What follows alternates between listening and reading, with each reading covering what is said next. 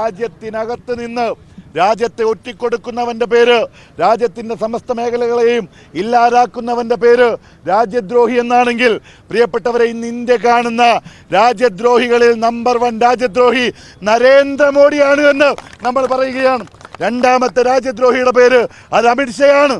മൂന്നാമത്തെ രാജ്യദ്രോഹി ഈ ചെറുപ്പക്കാരുടെ എല്ലാം ഭാവി ഇല്ലാതാക്കുമ്പോഴും ഇവിടെ നിന്ന് പൊട്ടൻ ചിരിക്കുന്ന പോലെ ചിരിക്കുന്ന ധർമ്മേന്ദ്ര പ്രധാൻ എന്ന് പറയുന്ന കേന്ദ്ര വിദ്യാഭ്യാസ മന്ത്രി ഈ രാജ്യത്തെ രാജ്യദ്രോഹിയാണ് എന്ന് ഒരു മാർച്ചുമായി കടന്നു വരാനുള്ള സാഹചര്യത്തെ കുറിച്ച് ബഹുമാന്യനായ യോഗത്തിന്റെ അധ്യക്ഷൻ ശ്രീ അമൽ ജോയി ഇവിടെ സൂചിപ്പിക്കുകയുണ്ടായി.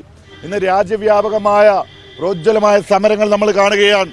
കഴിഞ്ഞ ഒരു മാസക്കാലം മുൻപ് രാജസ്ഥാനിലെ കോട്ടയിൽ നീറ്റ് ഏതാണ്ട് 22 ലക്ഷത്തോളം വിദ്യാർത്ഥികൾ ആശ്രയിക്കുന്ന നീറ്റ് പരീക്ഷാ ക്രമക്കേടുമായി ബന്ധപ്പെട്ട് ഈ രാജസ്ഥാനിലെ കോട്ടയിൽ ആദ്യമായി വിദ്യാർത്ഥികളെ 10,000-കണക്കിന് വിദ്യാർത്ഥികളെ അണിനിരത്തി യൂത്ത് കോൺഗ്രസിന്റെയും NSUയുടെ നേതൃത്വത്തിൽ വലിയൊരു സമരത്തിന് നമ്മൾ നേതൃത്വം കൊടുത്തു. ബഹുമാനപ്പെട്ട ഈ രാജ്യത്തിന്റെ പ്രതിപക്ഷ നേതാവ് ശ്രീ രാഹുൽ ഗാന്ധി ഉൾപ്പെടെ ആ സമരത്തിൽ പങ്കെടുത്ത് പിന്നീട് രാജ്യത്തെ വിവിധ സംസ്ഥാനങ്ങളിൽ നമ്മൾ ഈ സമരവുമായിട്ട് മുന്നോട്ട് പോയി.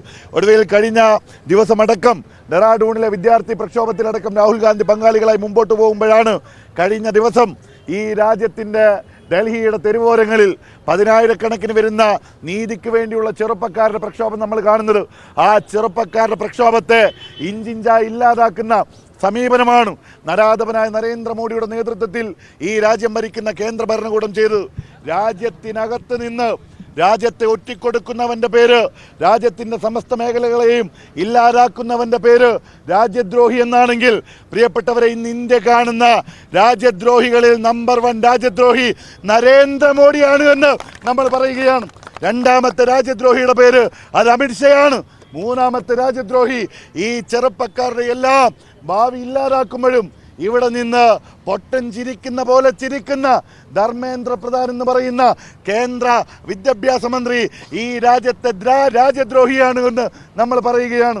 രാജ്യം ഭരിക്കുന്ന ഈ നരാധപന്മാർ ഇന്ന് വിദ്യാർത്ഥികളുടെ ഭാവി ഇല്ലാതാക്കി, ചെറുപ്പക്കാരുടെ ഭാവി ഇല്ലാതാക്കി മുന്നോട്ട് പോകുമ്പോൾ നമ്മൾക്ക് എങ്ങനെയാണ് നിശബ്ദരാകാൻ സാധിക്കുക? കഴിഞ്ഞ ഒരു മാസക്കാലമായി നമ്മളുടെ നേതാക്കൾ, നമ്മളുടെ സഹപ്രവർത്തകർ ഈ രാജ്യത്ത് നടത്തുന്ന സമരം, അതിനപ്പുറത്തേക്കോ വിദ്യാർത്ഥികൾ തെരുവിലേക്ക് ഇറങ്ങുകയാണ്, ചെറുപ്പക്കാർ തെരുവിലേക്ക് ഇറങ്ങുകയാണ്. ഈ രാജ്യത്തെ ജൻസി ഇന്ന് തെരുവിലേക്ക് ഇറങ്ങുകയാണ്. അവർ പറയുകയാണ്, ഈ രാജ്യം ഇല്ലാതാക്കാൻ, രാജ്യത്തെ വിദ്യാഭ്യാസ മേഖലയെ തകർക്കാൻ, മത്സര പരീക്ഷകളെ തകർക്കാൻ ഞങ്ങൾ തയ്യാറല്ല എന്ന ചെറുപ്പക്കാർ പ്രഖ്യാപിക്കുകയാണ്. ഞാൻ നേരത്തെ നമ്മൾ സൂചിപ്പിച്ചു, 2017 ഈ രാജ്യത്ത് രൂപീകൃതമായ നാഷണൽ ടെസ്റ്റിംഗ് ഏജൻസി NTA കീഴിൽ ഇന്ന് എല്ലാ പരീക്ഷകളും അട്ടിമറിക്കപ്പെടുകയാണ്. നീറ്റ് പരീക്ഷയ്ക്ക് കഠിനാധ്വാനം ചെയ്ത് കഷ്ടപ്പെട്ട് പഠിച്ചു വന്ന ചെറുപ്പക്കാർ എഴുതിയ പരീക്ഷ ഒരു സുപ്രഭാതത്തിൽ ആ പരീക്ഷ അസാധുവാക്കുകയാണ്. വീണ്ടും പരീക്ഷ എഴുതുമ്പോൾ ഏതാണ്ട് 22ഓളം ചെറുപ്പക്കാരാണ് ഈ കഴിഞ്ഞ ഒരു മാസക്കാലത്തിനിടയിൽ ഇന്ത്യയുടെ വിവിധ ഭാഗങ്ങളിൽ ആത്മഹത്യ ചെയ്യേണ്ടി വന്നത്. ആ കുഞ്ഞുങ്ങളെ കുരുതി കൊടുത്ത ധർമ്മേന്ദ്ര പ്രധാനും നരേന്ദ്രമോദിക്കും ആ കുരുതിയിൽ നിന്ന്, ആ കൊലപാതകങ്ങളിൽ നിന്ന് ഒളിച്ചോടാൻ സാധിക്കുമോ?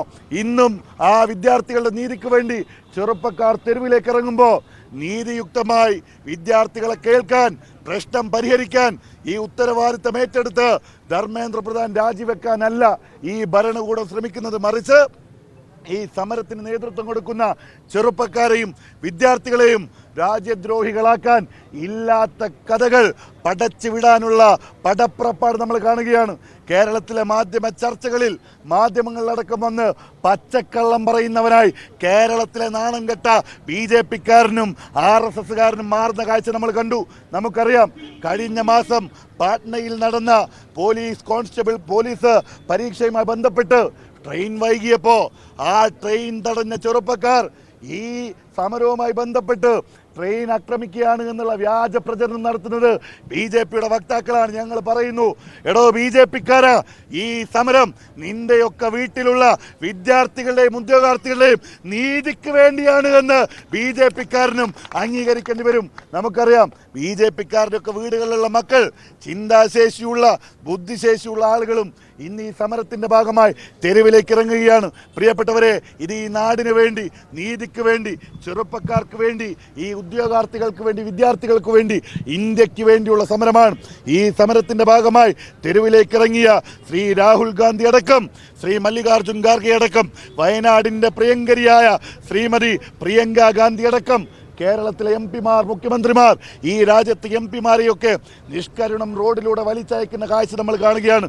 ഈ സമരത്തെ പോലീസിനെ വെച്ച്, തങ്ങളുടെ ഇംഗിത പടകളെ വെച്ച് അടിച്ചമർത്താമെന്ന് നരേന്ദ്രമോദിയും BJPയും ധരിച്ചാൽ അത് വ്യാമോഹമാണ് എന്ന് ഈ രാജ്യം കാണുന്ന ദിവസങ്ങളാണ് വരാൻ പോകുന്നത് എന്ന് ഒരിക്കൽ കൂടി പറഞ്ഞ് ഈ ഓഗസ്റ്റ് മാസം 1-ാം തീയതി സമരത്തിൻ്റെ ബാക്കി പത്രം തിരുവനന്തപുരത്ത് പ്രോജ്വലമായ സമരത്തിന് നമ്മൾ നേതൃത്വം കൊടുക്കുന്നു.